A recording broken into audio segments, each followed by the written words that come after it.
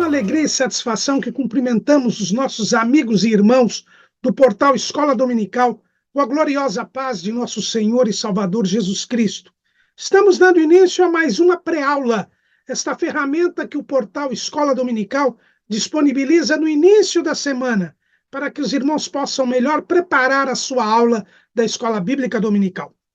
Leiam a revista das lições bíblicas, assistam a esta pré-aula, leiam o nosso texto de apoio e os slides correspondentes que nós publicamos no site do portal Escola Dominical, portalebd.org.br.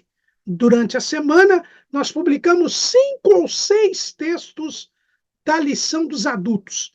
No site do portal Escola Dominical, o irmão também encontra videoaulas, textos de apoio de todas as faixas etárias do currículo da Casa Publicadora das Assembleias de Deus e também de outros currículos de Escola Bíblica Dominical. Durante a semana, nós postamos também breves comentários em áudio das leituras diárias da lição de adultos. Aí o irmão tem um momento de devocional e ainda angaria mais informações para a sua aula.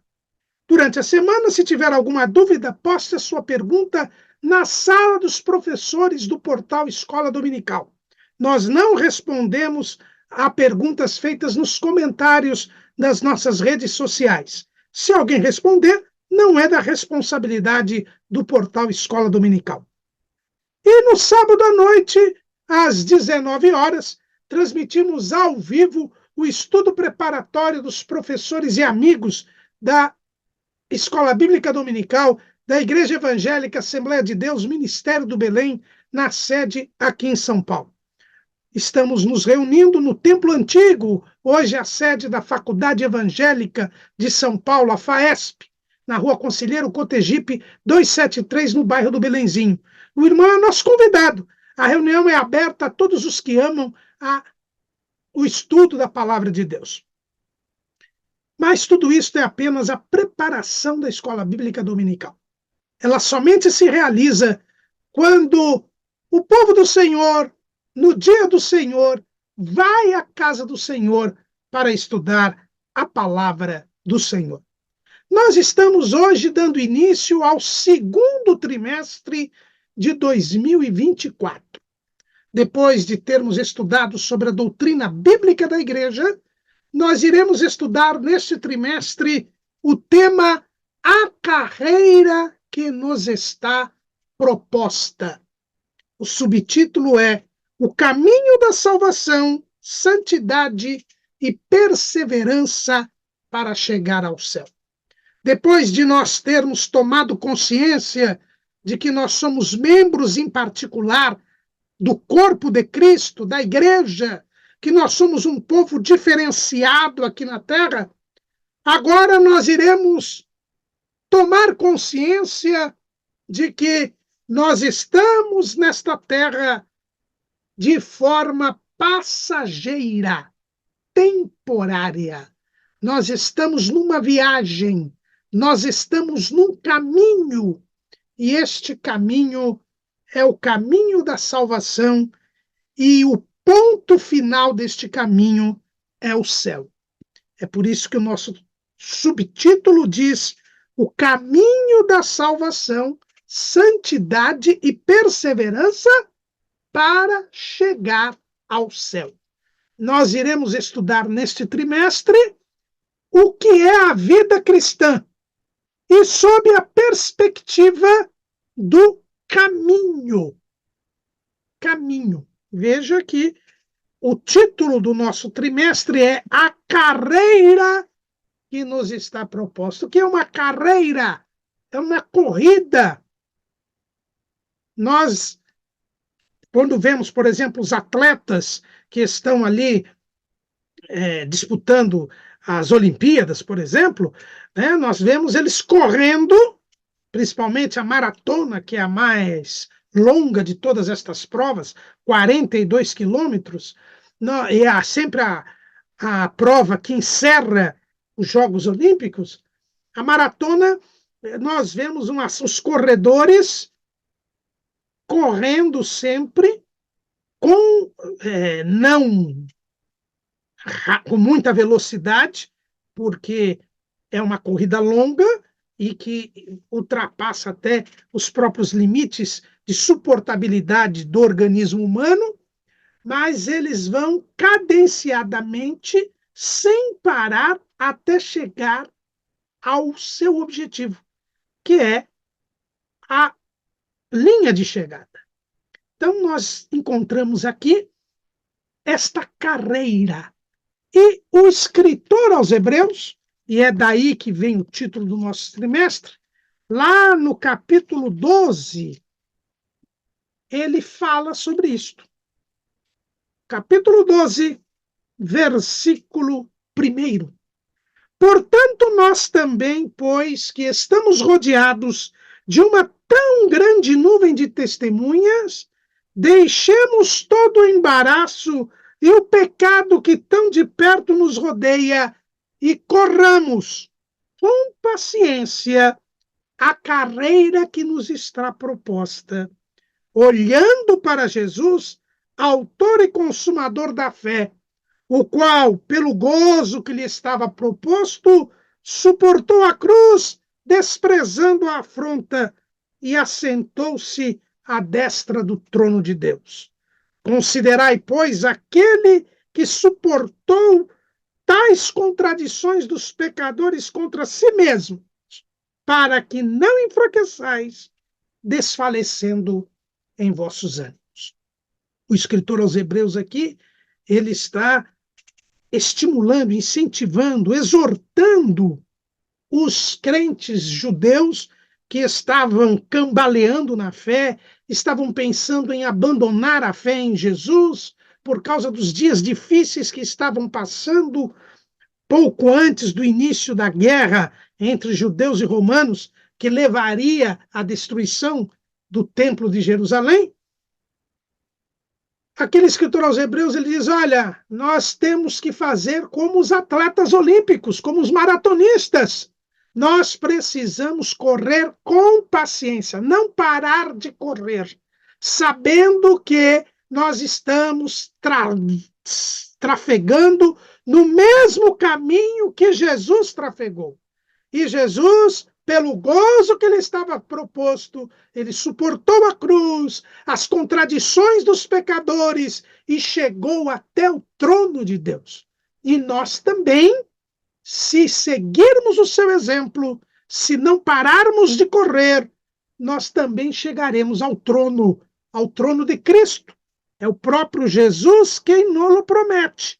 Lá no livro do Apocalipse, capítulo 3, versículo 21.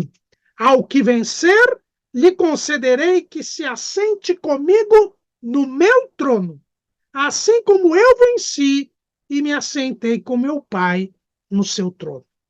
Então, a carreira que nos está proposta é uma proposta de Deus.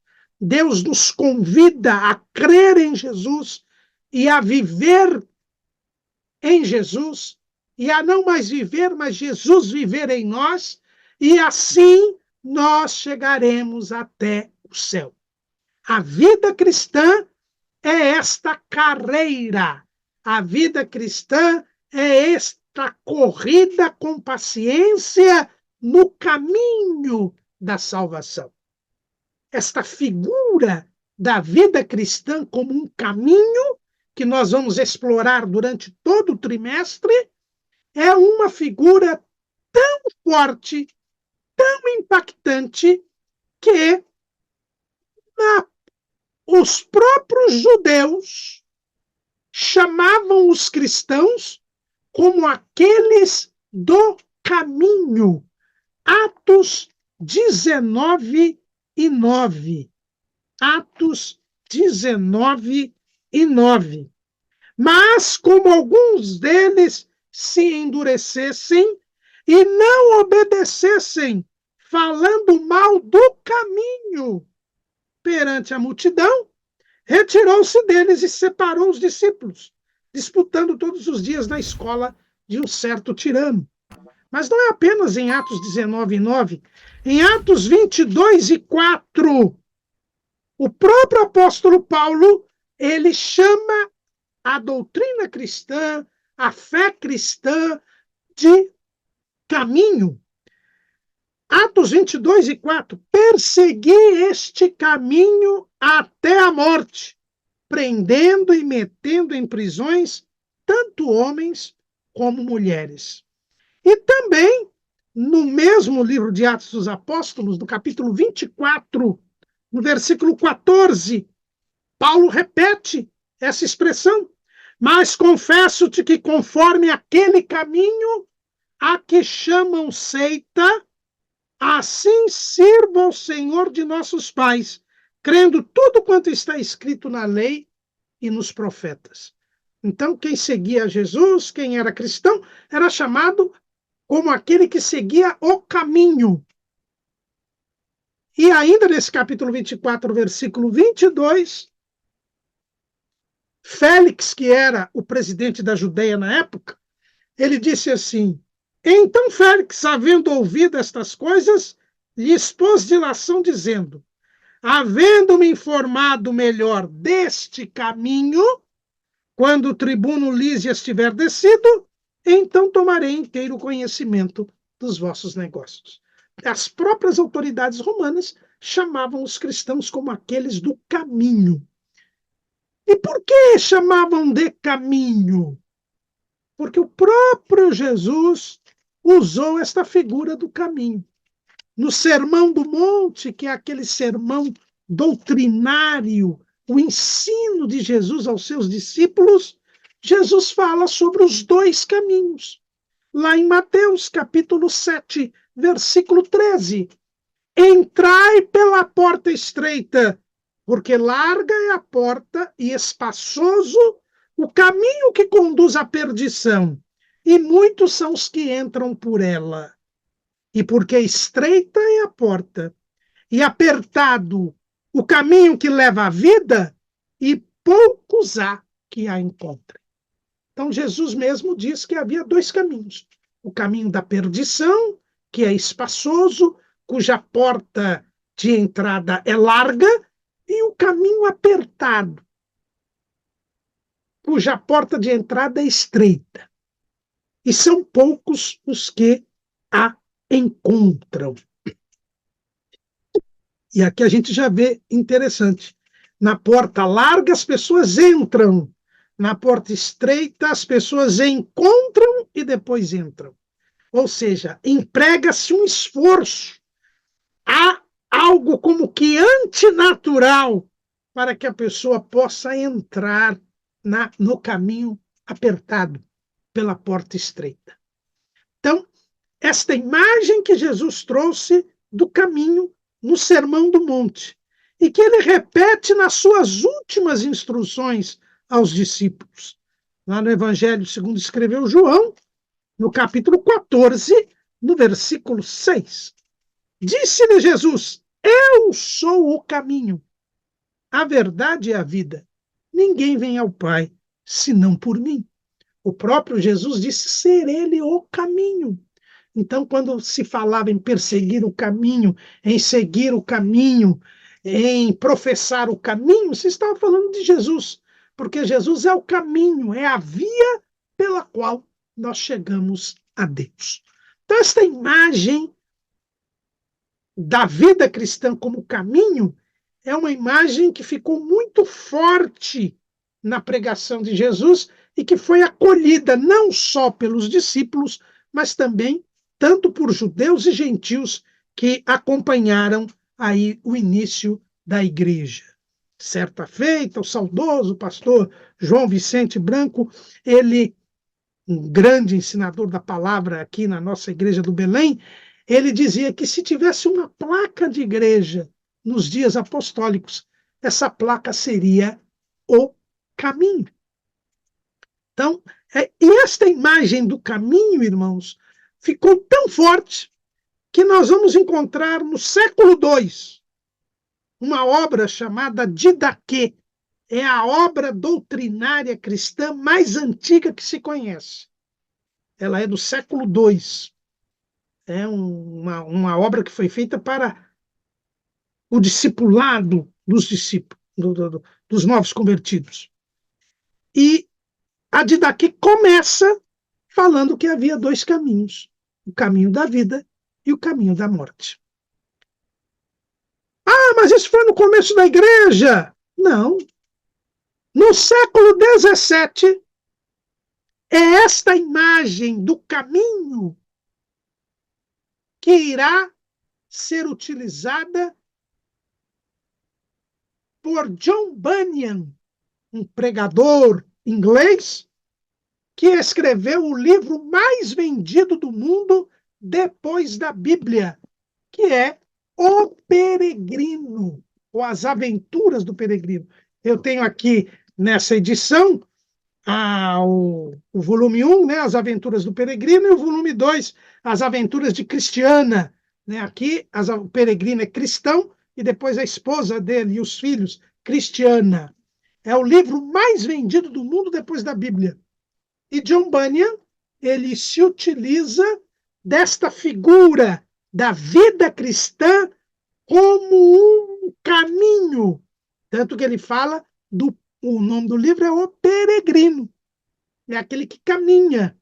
A história de cristão que sai da cidade da destruição para chegar à cidade celestial. Então, é uma imagem muito forte, uma imagem que representa, é muito rica para dizer o que é a vida cristã.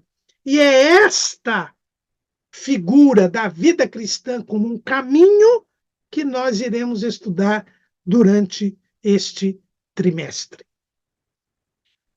O trimestre, ele pode ser dividido em 3 blocos. Nós temos o primeiro bloco, que ocupa as lições 1 até a lição 3. O subtítulo fala dos 3 blocos: o caminho da salvação, santidade e perseverança para chegar ao céu. Então, nas 3 primeiras lições, nós vamos falar do caminho da salvação. A primeira lição, que é a lição de hoje, é sobre o início da caminhada. Depois da lição número 2, a escolha entre a porta estreita e a porta larga. E a lição de número 3, que vai nos falar do ponto de chegada do caminho, que é o céu. O céu, o destino do cristão. Então, o primeiro bloco do trimestre, ele vai cuidar sobre o caminho da salvação. Nós vamos estudar sobre o ponto de partida, nós vamos estudar sobre como se entra no caminho, e depois nós vamos estudar sobre o ponto de chegada, que é o céu. O segundo bloco fala sobre o caminho da santidade. O caminho da salvação, ele é conhecido e ele é chamado na Bíblia de caminho santo. É o que nós vemos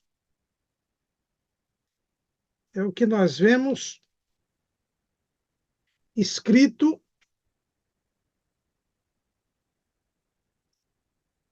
lá no livro do profeta Isaías, capítulo 35, versículo 8. Isaías, capítulo 35, versículo 8.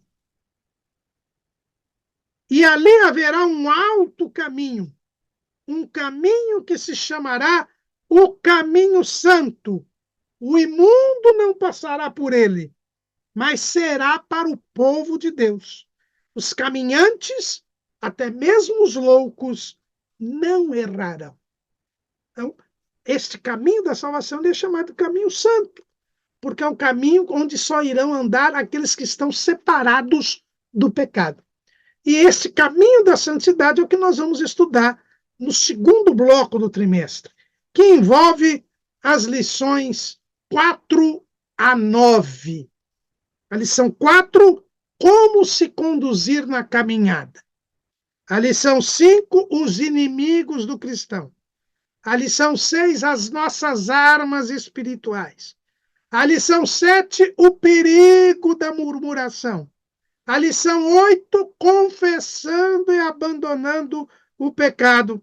E a lição 9, resistindo à tentação no caminho. E a lição 10, desenvolvendo uma consciência de santidade. Então, neste caminho santo, nós temos que tomar cuidado para não murmurar, nós temos que resistir à tentação, nós temos que lutar contra os inimigos, que é o diabo, o mundo e a carne, nós temos de estar armados, devidamente armados, com a armadura de Deus, com armas espirituais para a destruição das fortalezas, para podermos enfrentar estes inimigos. Nós podemos que nos conduzir com sabedoria, ser vigilantes, confessar e abandonar o pecado e ter uma vida de santificação. Então, são estes os pontos que iremos estudar no segundo bloco do trimestre. E, por fim, nós temos o terceiro bloco do trimestre, que é o caminho da perseverança. Jesus disse que aquele que perseverar até o fim será salvo.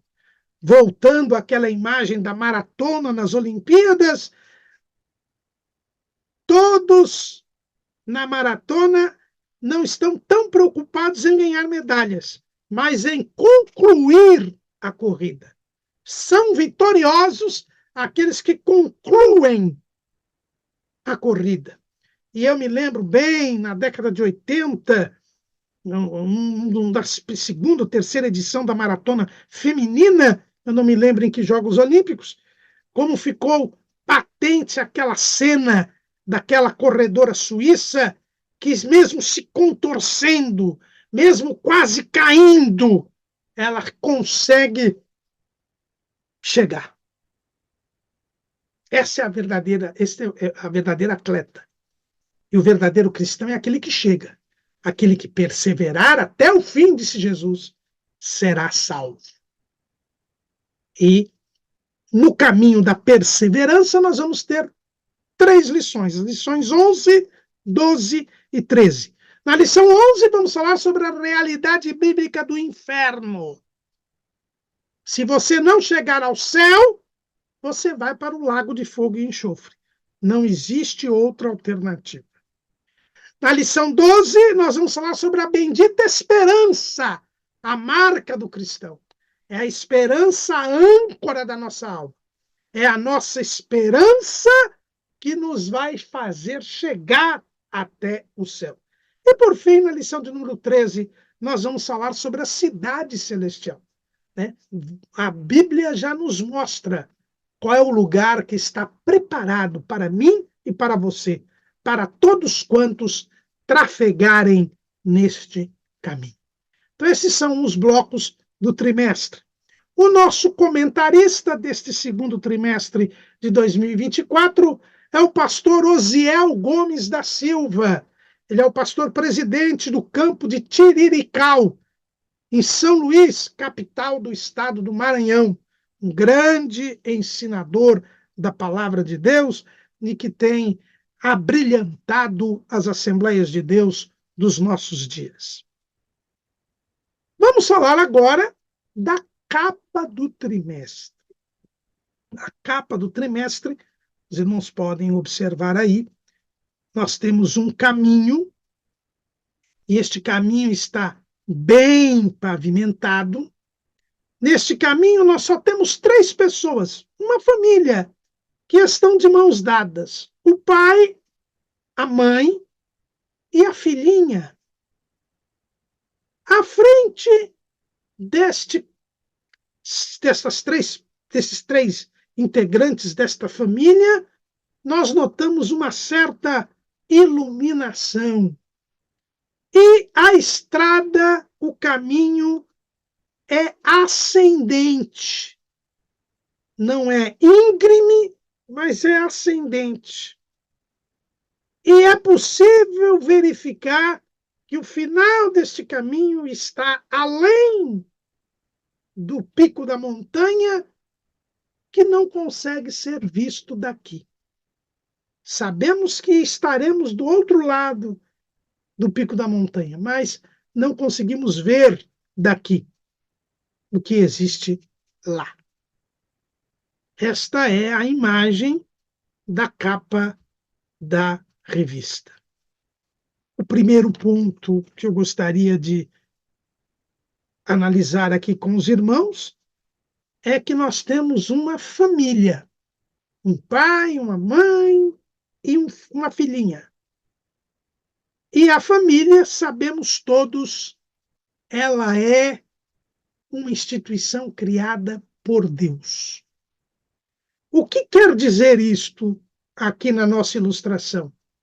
Quer dizer que eu só consigo andar no caminho da salvação se eu for observante dos mandamentos divinos, se eu observar a palavra de Deus.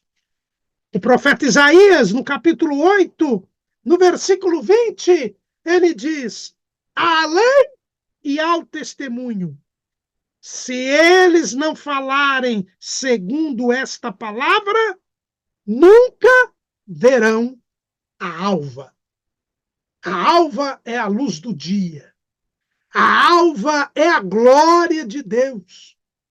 O céu é um eterno dia. Nós lemos isso lá no livro do Apocalipse, no capítulo 21, quando se fala da Nova Jerusalém. O versículo 23 diz, 21 e 23 de Apocalipse: e a cidade não necessita de sol nem de lua, para que nela resplandeçam, porque a glória de Deus a tem alumiado, e o Cordeiro é a sua lâmpada. E as nações andarão à sua luz. Então, observe que o fato de nós termos uma família, que é uma instituição criada por Deus, uma família de acordo com as regras divinas, isso nos mostra que só pode entrar no caminho e andar neste caminho quem obedece à palavra de Deus, quem reconhece a Jesus como mestre e Senhor, como aquele que ensina como deve andar. Em primeiro lugar, pelo exemplo. Em segundo lugar, pelos seus ensinamentos. Porque o escritor aos Hebreus, nós já vimos, disse que Jesus nos deu exemplo, suportando a cruz, as contradições dos pecadores, e chegou até o trono de Deus. Então ele nos ensina, ele primeiro faz, ele andou por este caminho. E agora ele nos ensina, e nós seguimos o seu exemplo, e também aprendemos com ele, porque ele é o mestre e o Senhor. Lá no Evangelho, segundo escreveu João, capítulo 13, versículo 13, Jesus diz: vós me chamais mestre e Senhor, e dizeis bem, porque eu o sou. Então só pode entrar no caminho quem está de acordo com a palavra de Deus. Quem é obediente ao que Jesus manda fazer. Quem aprende com Jesus. É este o significado da família aí, nesta ilustração da capa. Mas nós temos um segundo ponto interessante a observar na capa da revista. É que os pai, a mãe, a filha estão de mãos dadas. Eles não estão cada um andando por si. Cada um está andando. Cada um precisa andar para chegar até o fim. Mas eles andam de mãos dadas. E isso nos faz lembrar o que acabamos de estudar no trimestre passado sobre a igreja. A salvação é individual, mas o crescimento espiritual, o desenvolvimento espiritual, ela é coletivo, depende do outro. Por quê? porque a igreja é um corpo. 1 aos Coríntios, capítulo 12, versículo 27. Ora, vós sois o corpo de Cristo e seus membros em particular. Então, as mãos dadas aqui nos mostram que, embora cada um de nós tenha de andar no caminho para o céu, um ajuda o outro, um auxilia o outro nesta jornada, nesta caminhada. É interessante, e durante este trimestre, nós iremos, vez ou outra, citar algum texto do Peregrino de John Bunyan, né? Diante da riqueza desta obra, justamente para apresentar a vida cristã como um caminho, como uma peregrinação. E John Bunyan nos mostra que cristão, que é a personagem principal do livro, né, quando ele percebe que está na cidade da destruição, ele é evangelizado por evangelista, que é o pregador, né, a personagem chama-se evangelista, é o pregador que prega o evangelho para cristão, e cristão crê, cristão ele abandona a cidade da destruição querendo ir para a cidade celestial. E o primeiro obstáculo que ele encontra é o pântano da desconfiança. Ele quase morre atolado ali naquele pântano. Mas ele é ajudado por uma outra personagem chamada Auxílio. Então, logo no começo da jornada, ele precisou da ajuda de alguém.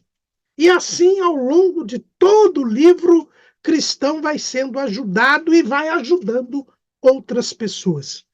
São as mãos dadas aqui da nossa ilustração, né? Nós caminhamos cada um por si, e não é cada um por si, Deus por todos, não. É cada um por si, mas ajudando um ao outro. Não é à toa que Jesus diz a respeito do seu mandamento. Lá no Evangelho segundo escreveu João, capítulo 15, versículo 12.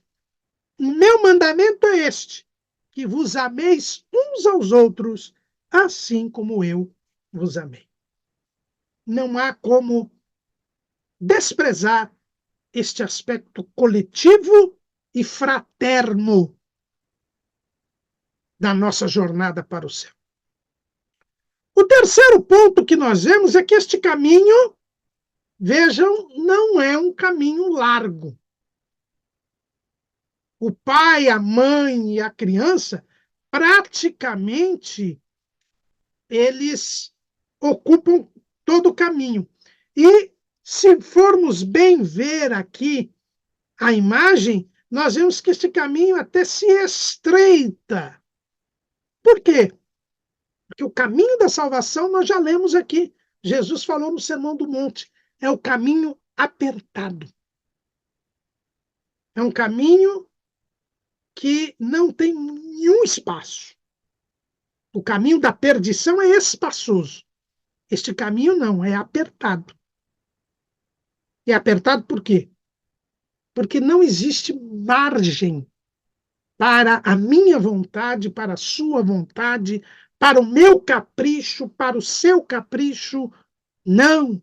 Quem quiser vir após mim, disse Jesus, negue-se a si mesmo, tome a sua cruz e siga-me. Jesus suportou a cruz, nós lemos aqui em Hebreus. Nós temos de estar no jugo de Jesus. Que é um jugo suave, é um fardo leve, mas é um fardo, é um jugo. O caminho não dá margem à minha vontade. E eu vou chegar ao céu se eu fizer a vontade de Deus. 1 de João, capítulo 2, versículo 17. E o mundo passa, e a sua concupiscência. Mas aquele que faz a vontade de Deus permanece para sempre. Permanecer para sempre é chegar ao céu, ter vida eterna. E para isso eu preciso fazer a vontade de Deus. É por isso que o caminho é apertado. E poucos andam por ele, disse Jesus. Mas, além da família, além das mãos dadas, além do caminho ser apertado, nós vemos que o caminho está bem pavimentado. Vocês não encontram aí nenhum buraco, nenhum desnivelamento, né? Este é um caminho que, embora apertado, é possível de se trafegar. Por quê? Porque é um caminho que não tem defeito, é um caminho que não tem falha, nem pode ter. Por quê? Porque é o caminho que leva ao céu. É o caminho perfeito.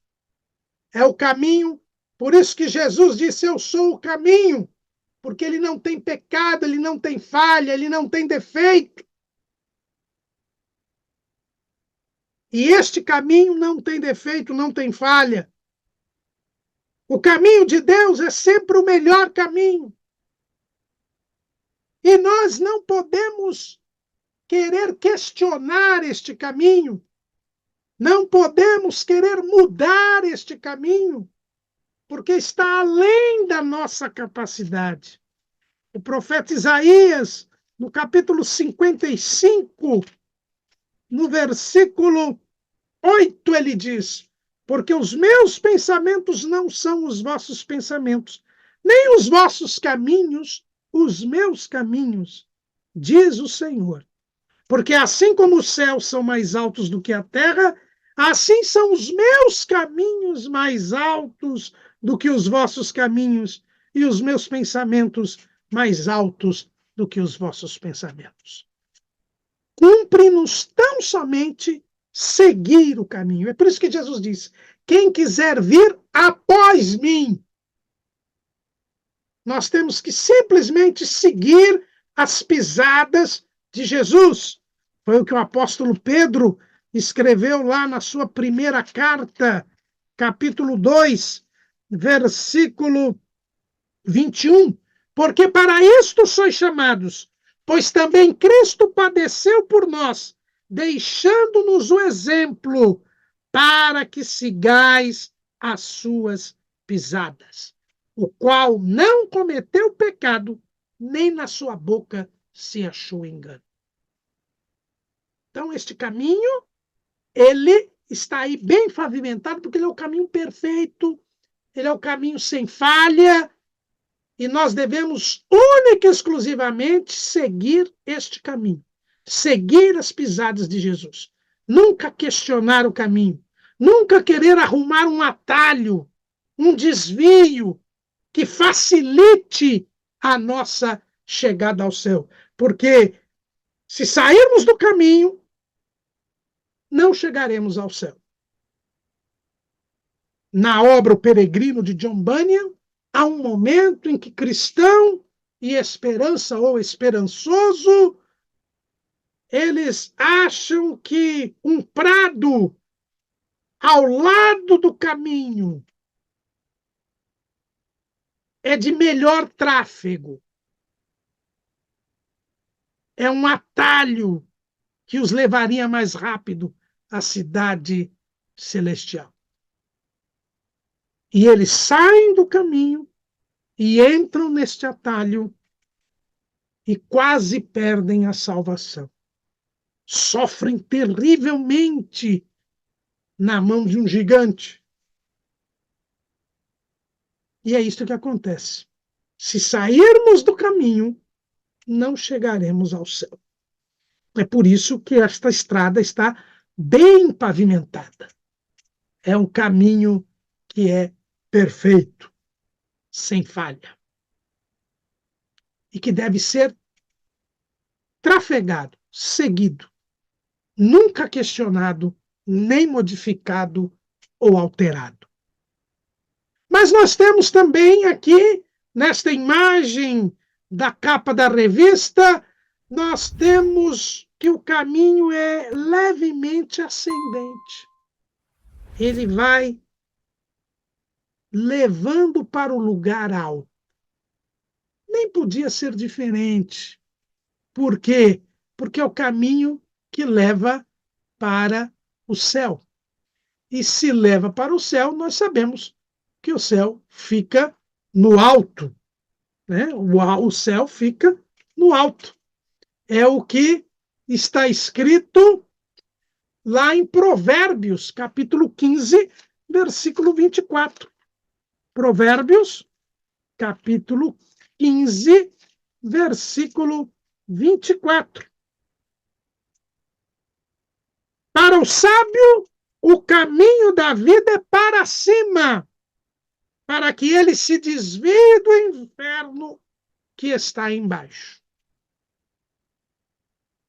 E voltando ao livro de Bunyan, Ignorância, que é a última personagem que não consegue se salvar, ela chega até a porta da cidade celestial. Mas como ela não entrou pelo caminho, como ela não entrou pela porta estreita, ela não consegue entrar na cidade celestial e é lançada num abismo, porque na porta da cidade celestial tem um abismo que a leva para baixo, para o inferno. Então, por isso que este caminho é o caminho que vai para cima, é o caminho que vai para o céu. O caminho da vida é para cima, para que ele se desvie do inferno que está embaixo. Então, por isso que este caminho é levemente ascendente. O que nós percebemos também é que é uma iluminação, né, à frente desta família. À frente desta família, nós notamos que há uma luz que mostra o caminho. Isto quer dizer que no caminho para o céu, nós temos de estar atentos à palavra de Deus. A palavra de Deus, Salmo 119, versículo 105. Lâmpada para os meus pés é a tua palavra e luz para o meu caminho.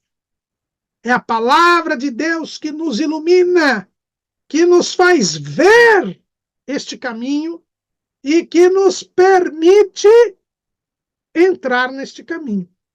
E que nos permite caminhar até o fim. É a palavra de Deus, é a lâmpada para os nossos pés e a luz para os nossos caminhos. Né? Não há como chegarmos ao céu se não formos iluminados pela palavra de Deus. E o último o ponto que nós encontramos é que estas três pessoas sabem bem para onde estão indo. Elas não estão distraídas com a bela paisagem à beira do caminho. Elas não estão dispersas. Não, elas estão caminhando para o ponto de chegada. Elas sabem para onde estão indo e sabem qual é o objetivo desta caminhada. O cristão, ele tem um alvo. Ele tem um alvo. Ele sabe para onde está indo. Ele sabe que está indo para o céu. O apóstolo Paulo nos mostra esta convicção que tem todo servo de Jesus Cristo. Lá na epístola que ele escreveu aos Filipenses, a igreja que ele tanto amava e que tanto lhe ajudara, lá aos Filipenses, capítulo 3, versículo 14. Prossigo para o alvo, pelo prêmio da soberana vocação de Deus em Cristo Jesus. Pelo que todos quantos já somos perfeitos, sintamos isto mesmo. E se sentis alguma coisa de outra maneira, também Deus vô-lo revelará. E no versículo 20 ele diz: mas a nossa cidade está nos céus, donde também esperamos o Salvador, o Senhor Jesus Cristo, que transformará o nosso corpo abatido para ser conforme o seu corpo glorioso, segundo o seu eficaz poder de sujeitar também a si todas as coisas. Paulo sabia muito bem qual era o seu alvo, qual era o seu objetivo. Era a cidade celestial. Assim como a personagem do livro Peregrino, cristão, ele queria ir para a cidade celestial. Quando nós cremos no Evangelho, nós queremos ir morar no céu. Este é o alvo. Então, nós estamos caminhando não a esmo, nem dispersos, nem distraídos, mas estamos visando o céu. Este é o nosso objetivo. Este é o nosso alvo. Então, é isso que nós tínhamos a falar para os irmãos com a capa da revista. E nós, então, vamos entrar no tema propriamente na nossa primeira lição, que é o início da caminhada. Como é que se começa esta caminhada? Como é que eu entro pela porta estreita? Como é que eu começo a caminhar para o céu?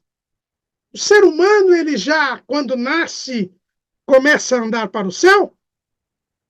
Não. Não. Muito pelo contrário. O ser humano, quando ele já nasce com a natureza pecaminosa. Vamos ler lá em Gênesis, capítulo 5, versículo 3. E Adão viveu 130 anos e gerou um filho à sua semelhança, conforme a sua imagem, e chamou seu nome Sete. Sete, que é um homem justo, foi o primeiro homem que invocou o nome do Senhor. E a Bíblia diz que aquele que invoca o nome do Senhor será salvo. Apesar dele ter sido salvo, de ter invocado o nome do Senhor, ele foi gerado à imagem e semelhança de Adão. Um Adão que tinha pecado, que tinha desobedecido a Deus, que tinha sido expulso do jardim do Éden e proibido de ter acesso à árvore da vida e à glória de Deus. O ser humano, ele nasce com a natureza pecaminosa.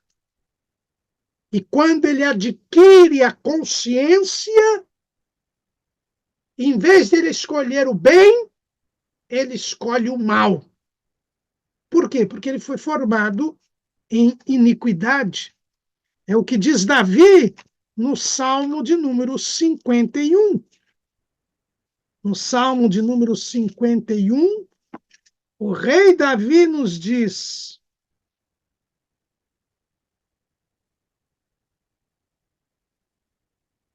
versículo 5: eis que em iniquidade fui formado, e em pecado me concebeu minha mãe.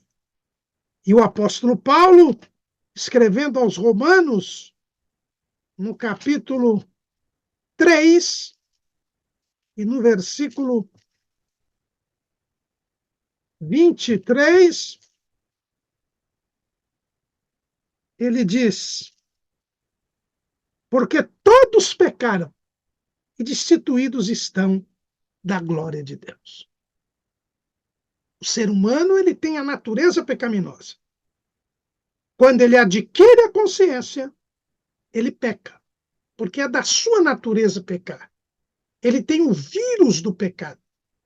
E ao pecar, ele está desobedecendo a Deus, transgredindo a palavra de Deus, se rebelando contra Deus, porque a natureza pecaminosa do homem é contrária a Deus. Essa natureza pecaminosa, Paulo chama de carne. Não vamos confundir com o corpo. A natureza pecaminosa do homem é a carne. Né? Em grego são duas palavras diferentes. Corpo é soma e carne aqui é sarx. Então, a carne, ela nunca agrada a Deus. Ela é contrária a Deus. Lá em Romanos, capítulo 8, Paulo diz o seguinte, versículo 5, por os que são segundo a carne inclinam-se para as coisas da carne, mas os que são segundo o Espírito para as coisas do Espírito. Porque a inclinação da carne é morte, mas a inclinação do Espírito é vida e paz.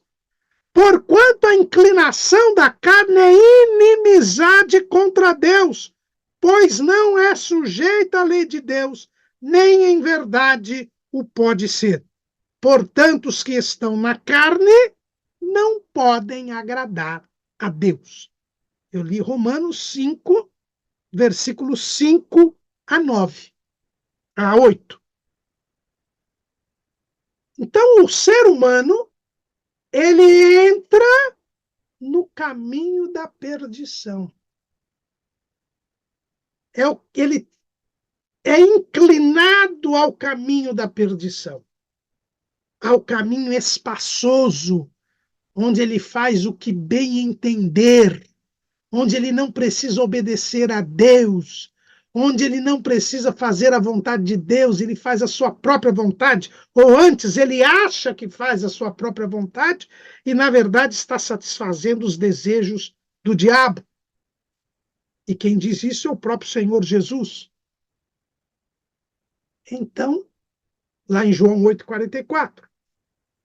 Então, o homem, ele tem uma natureza pecaminosa, e esta natureza pecaminosa o faz entrar no caminho da perdição.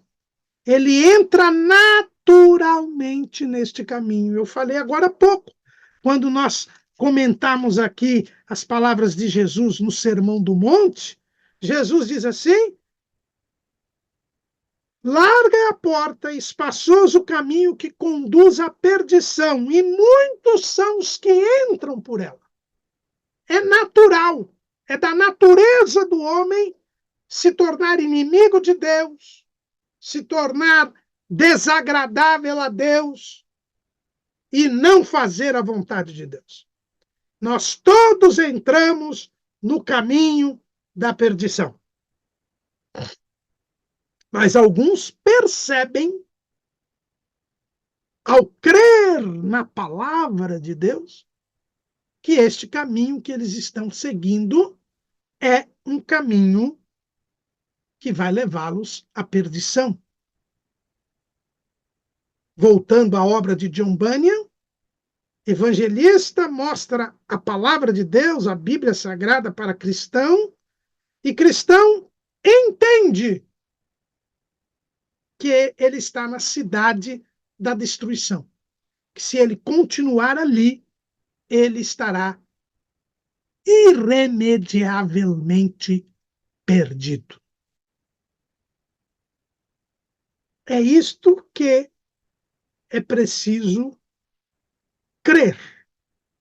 E é por isso que o início da caminhada é a fé em Jesus.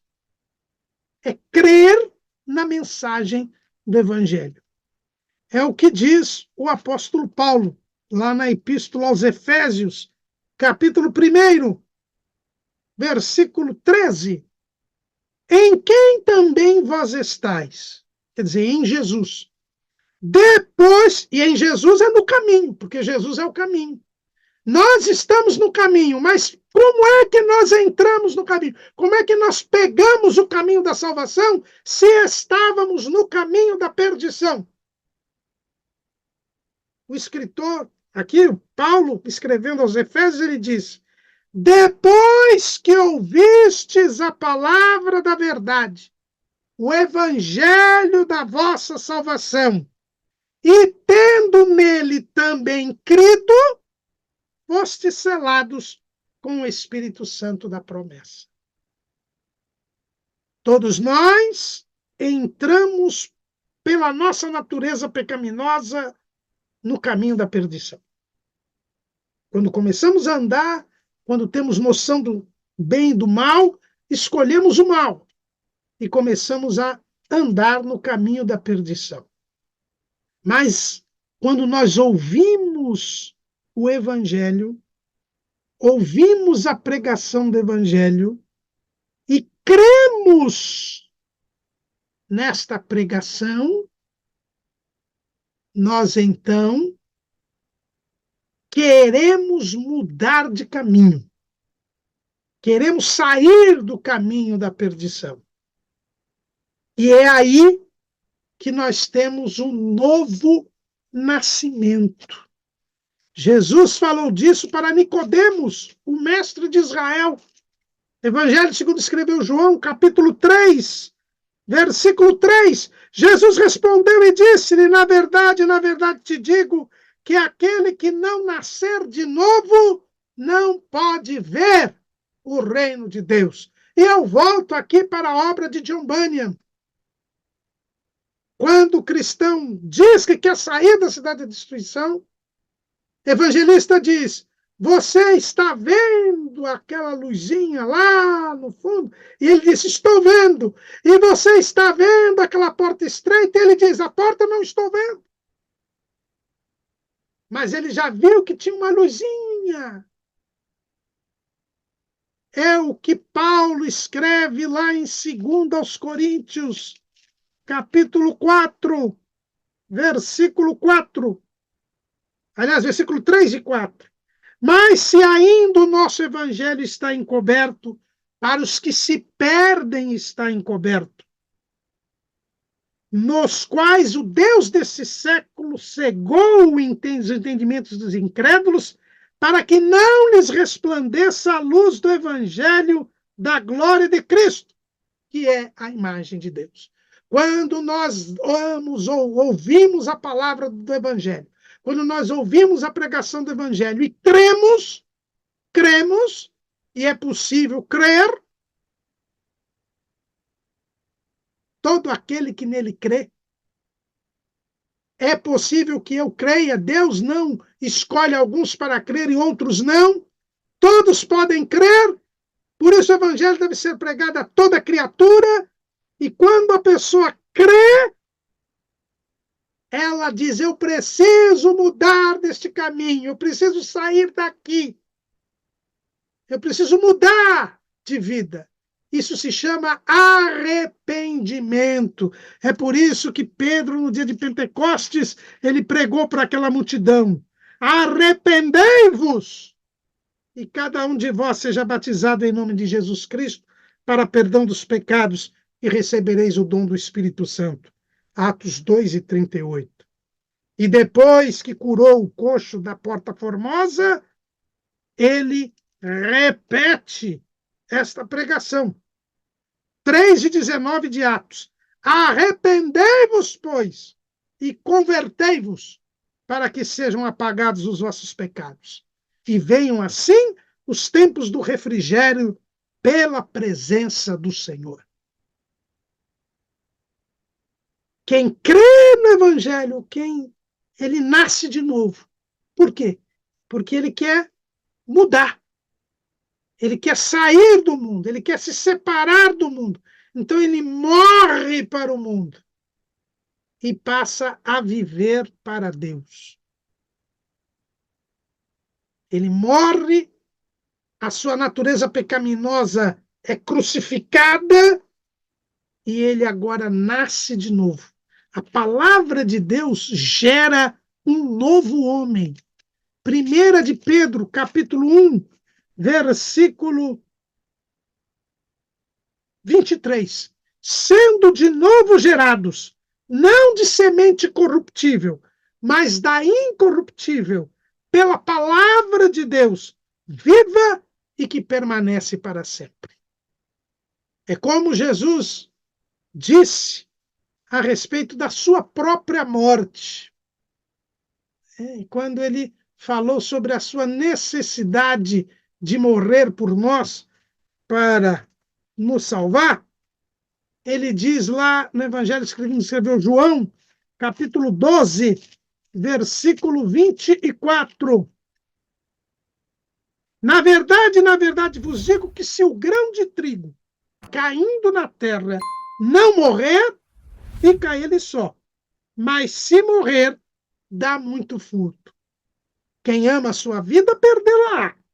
E quem neste mundo aborrece a sua vida, guardá-la-á para a vida eterna. É morrer para viver.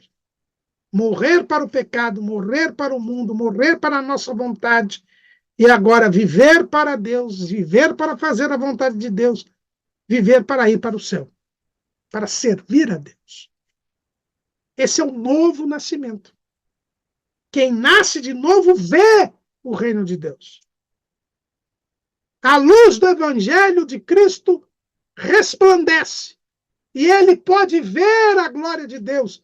E ele pode ver a cidade celestial. E ele então resolve sair do caminho da perdição e entrar no caminho da salvação. Agora, ele só entra no caminho da salvação por quê? Primeiro, Deus quer que todos os homens se salvem e venham ao conhecimento da verdade. Então foi Deus quem deu origem à salvação. Foi a grande surpresa do diabo. O diabo se achava vitorioso por ter feito o primeiro casal pecar, quando ele é surpreendido por Deus, que diz que iria colocar por inimizade entre ele e o homem. O homem que era inimigo de Deus voltaria a ser amigo de Deus. E os amigos de Deus andam no caminho para a cidade celestial. Abraão, que é chamado de amigo de Deus, ele andou ele viveu na esperança da cidade celestial. Hebreus, capítulo 11, versículo 13. Todos estes, e ele está falando aqui de Abraão, Isaque e Jacó, morreram na fé sem terem recebido as promessas, mas vendo-as de longe e crendo nelas e abraçando-as, confessaram que eram estrangeiros e peregrinos na terra, porque os que isso dizem claramente mostram que buscam uma pátria. E se na verdade se lembrassem daquela de onde haviam saído, teriam oportunidade de tornar. Mas agora desejam uma melhor, isto é, a celestial. Pelo que também Deus não se envergonha deles de se chamar seu Deus, porque já lhes preparou uma cidade. Os amigos de Deus, e Abraão foi chamado de amigo de Deus, o primeiro a ser chamado de amigo de Deus, ele caminhava para a pátria celestial, ele entrou por este caminho, ele saiu do caminho da perdição e veio para o caminho da salvação. Então nós precisamos nascer de novo, e isso se dá quando nós cremos na palavra da verdade. Deus quis salvar, ofereceu a salvação, e proclama a salvação hoje em dia através da igreja. Prega-se a palavra da verdade. E é por isso que Paulo diz que aquele que invocar o nome do Senhor será salvo. Romanos capítulo 10, versículo 9. A saber, se com a tua boca confessares ao Senhor Jesus e em teu coração creres que Deus o ressuscitou dos mortos, serás salvo. Visto que com o coração se crê para a justiça e com a boca se faz confissão para a salvação. Versículo 13. Porque todo aquele que invocar o nome do Senhor será salvo. Como, pois, invocarão aquele em que não creram? E como crerão naquele de que não ouviram? E como ouvirão se não há quem pregue? E como pregarão se não forem enviados? como nós estudamos no último trimestre do ano passado, quando falamos sobre missões transculturais, é preciso enviar os pregadores, os missionários, para que eles preguem, para que as pessoas creiam e que, crendo, elas invoquem o nome do Senhor e sejam salvas. O novo nascimento depende da pessoa crer. E o início da caminhada é esse novo nascimento. É ser gerado pela palavra.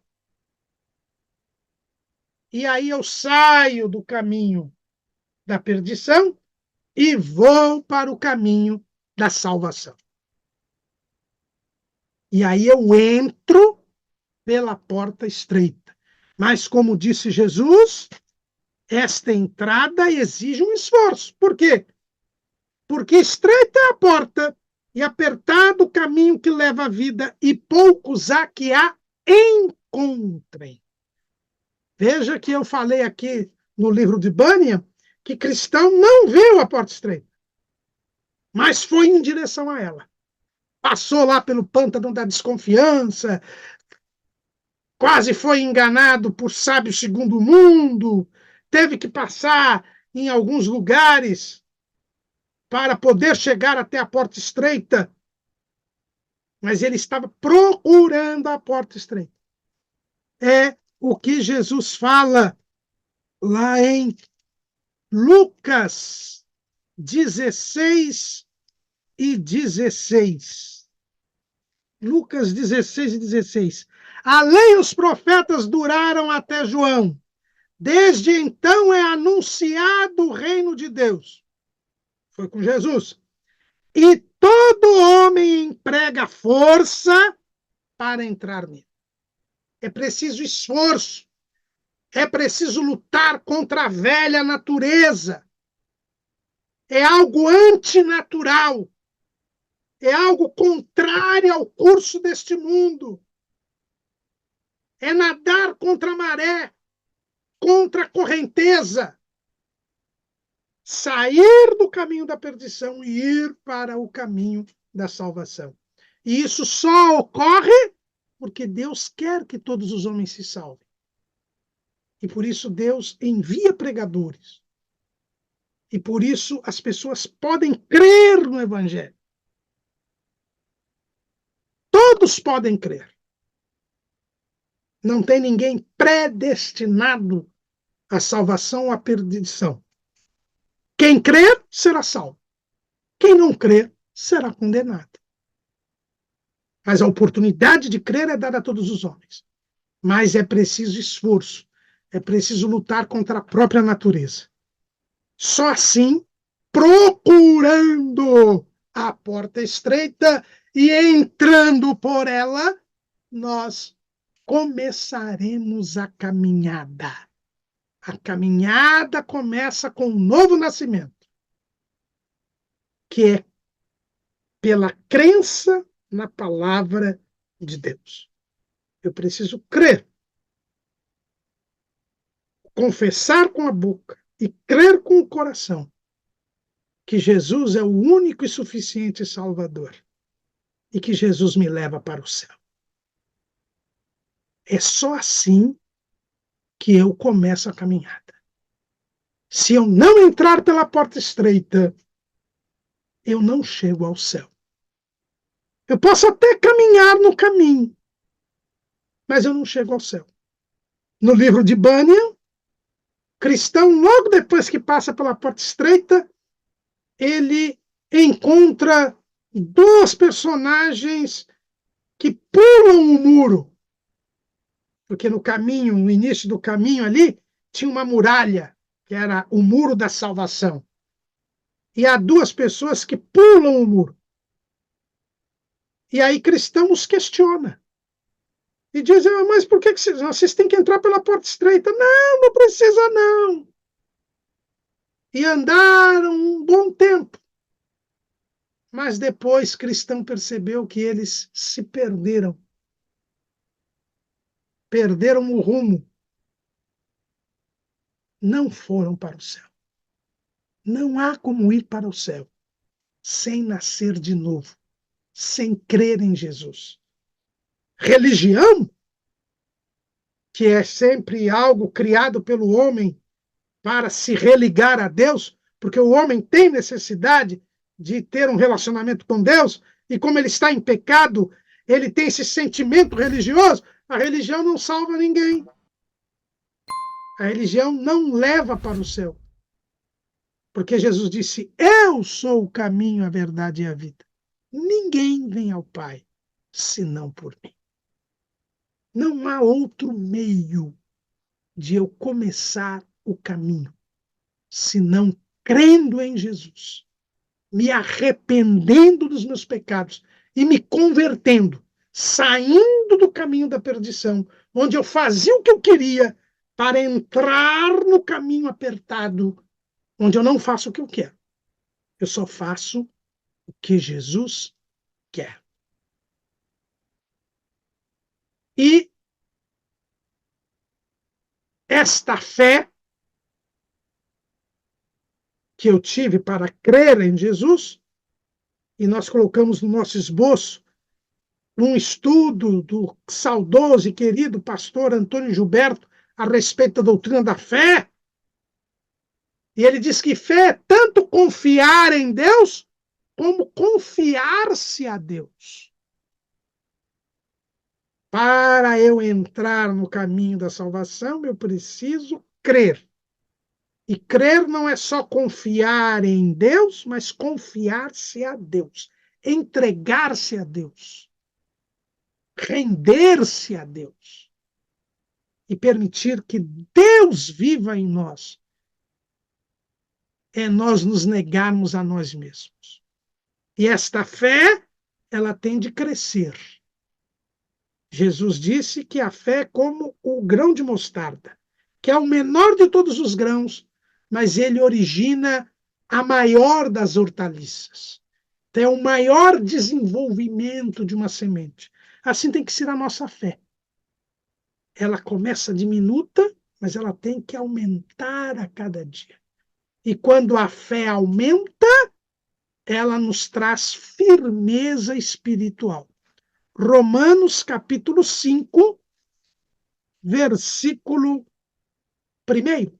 Sendo, pois, justificados pela fé, temos paz com Deus por nosso Senhor Jesus Cristo, pelo qual também temos entrada pela fé a esta graça, na qual estamos firmes e nos gloriamos na esperança da glória de Deus. Os irmãos notaram aqui? Nós entramos na graça, entramos no caminho pela fé. Pela graça sois salvos por meio da fé. Isto não vem de vós, é dom de Deus. Não vem das obras para que ninguém se glorie. Mas tem uma coisa. Esta fé, ela tem que gerar firmeza. Ela tem que crescer para ela ter firmeza. Senão, nós não sobrevivemos. E Jesus deixou isso bem claro na parábola do semeador. A semente, que é a palavra de Deus, caiu à beira do caminho. Não chegou nem a germinar. Porque o maligno desviou aquela pessoa e ela não creu. O segundo terreno foi o pedregal. A semente chegou a nascer, mas não tinha terra suficiente. Morreu.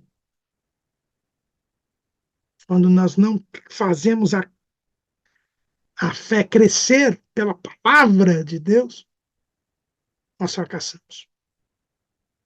O terceiro terreno são os espinhais. A semente germinou, nasceu, cresceu, mas foi sufocada pelos espinhos. E Jesus diz que os espinhos são os cuidados desta vida. Eu perco a visão celestial e me distraio com as coisas desta vida. Morre. Mas o quarto terreno foi o terreno bom. A semente germinou, nasceu, cresceu, tinha terra suficiente, houve firmeza, houve crescimento espiritual, não havia os espinhos, os cuidados desta vida não tomaram conta do coração da pessoa e ela pôde crescer e frutificar. É isso que nós precisamos fazer nesta caminhada para o céu. Eu tenho que nascer de novo, porque eu criei na palavra da verdade. Me esforcei e encontrei a porta estreita.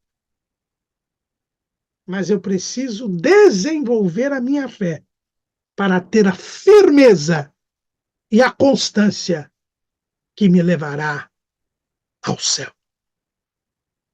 É assim que se começa esta jornada. Mas nós estamos apenas no começo. Vamos prosseguir neste trimestre falando deste caminho santo, deste caminho da salvação. Amém.